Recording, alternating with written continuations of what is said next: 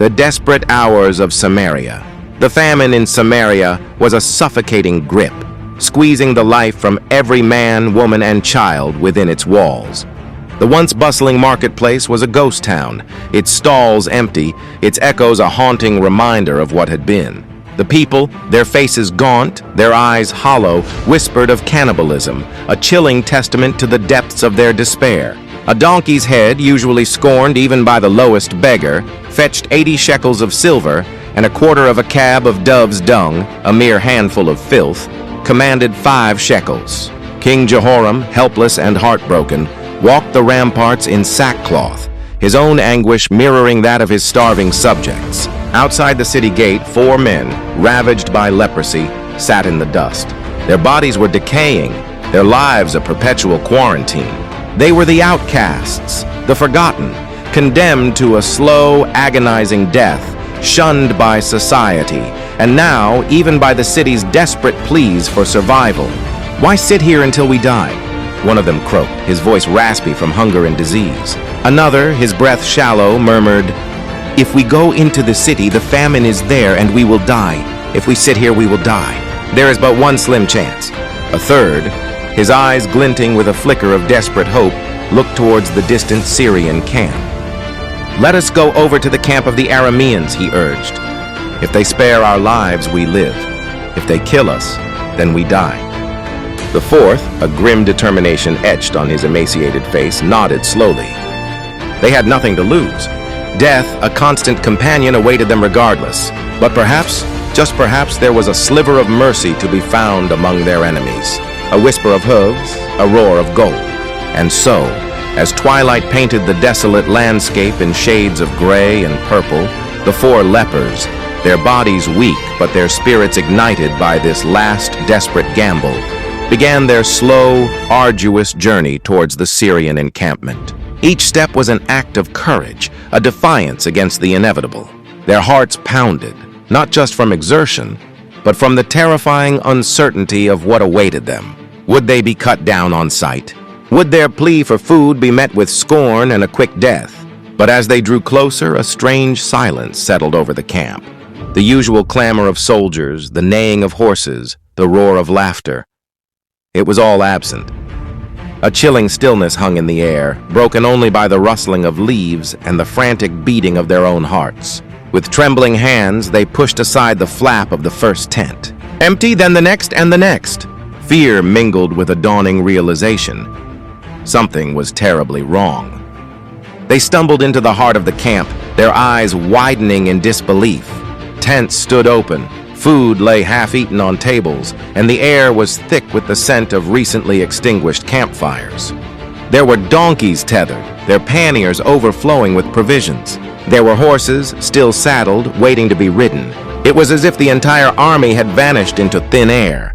Suddenly, their eyes fell upon it. Piles of gold gleaming in the fading light, silver, stacked high, garments rich and luxurious lay strewn across the ground.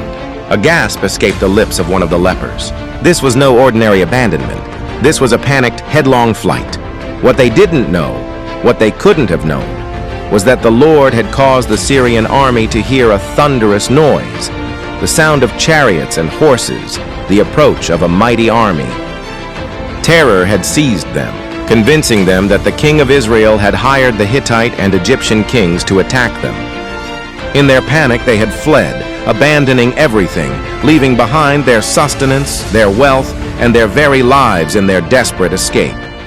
From despair to deliverance, the 4 lepers, still reeling from the shock of their discovery, devoured the abandoned food with ravenous hunger. Their stomachs, long accustomed to gnawing emptiness, finally knew the sweet sensation of fullness. Then, their eyes drawn by the glittering bounty, they began to gather the gold and silver, hiding it away. But amidst their newfound abundance, a conscience stirred. "We are not doing right," one of them said, his voice now stronger, his spirit lifted. "This is a day of good news, and we are keeping it to ourselves. If we wait until morning light, punishment will overtake us. Let us go at once and report to the king's household." And so, with their bellies full and their hearts heavy with the weight of their responsibility, they returned to the city gate. "We went to the Syrian camp," they announced to the gatekeepers, their voices filled with an urgency that transcended their usual shame. And behold, no one was there, no voice of man, only the horses and donkeys tethered and the tents as they were. The news spread like wildfire through the starving city. Disbelief warred with a fragile hope. The king, cautious and suspicious, feared a trap, a ploy by the Arameans to lure his people out of the city and ambush them. But one of his officers, emboldened by the leper's tale, urged him to send out scouts, and so it was.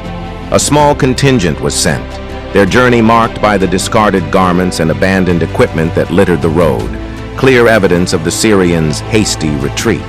They reached the deserted camp, and there it was, food, water, and treasure beyond their wildest dreams. The famine was broken. The gates of Samaria swung open, and the starving masses poured out, their gaunt faces transforming into expressions of awe and gratitude.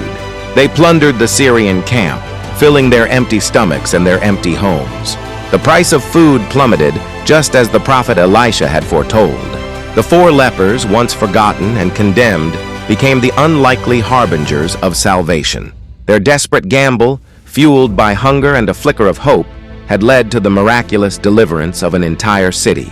It was a testament to the fact that even in the darkest of times, from the most unexpected sources, help can come, turning despair into an abundance that defies all logic.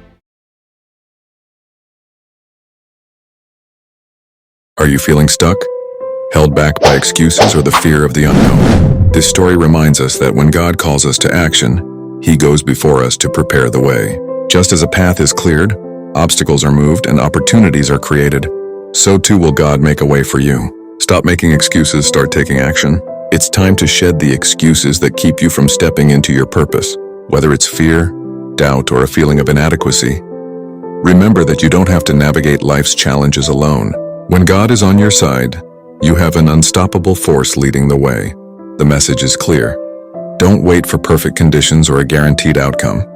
Take that leap of faith, knowing that God is already ahead of you, making crooked paths straight and opening doors you never imagined. Your role is to trust and act. If the lepers didn't get up, they would have died there. Why sit there until we die? They said, rise up now. Your breakthrough awaits. Imagine the possibilities when you boldly move forward, confident that divine guidance is paving your path.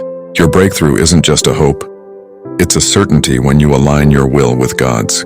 So what action will you take today, knowing that God is already making a way for you? Receive the grace to fulfill purpose and destiny in Jesus' name.